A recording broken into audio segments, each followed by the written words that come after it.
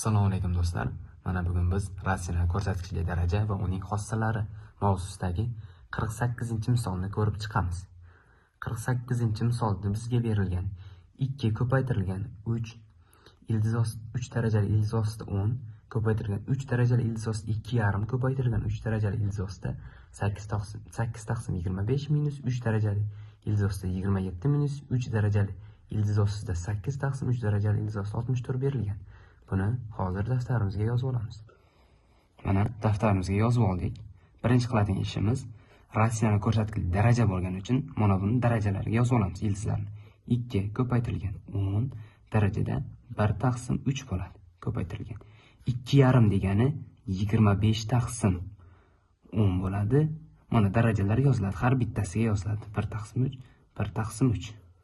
Ko'paytirilgan mana bu darajasiga yoziladi. 8 darajasida 1 taqsim 3. 25 darajasida 1 taqsim 3 minus bular yozilsa darajalar yozilishi shart emas, chunki 3-darajali ildiz ostidan 27 dan 3 chiqadi. Chunki 3 ning kubi 27 ga teng. Kublar qisqarib ketib 3 chiqadi. Bu yerda ham 2 chiqadi 8 dan. Pastdan 64 dan 4 chiqadi. Keyin buni hisoblaymiz. Mahrajda bo'lgani uchun ikkalasi qisqarib ketadi 10 darajasi 1 taqsim 3 bilan.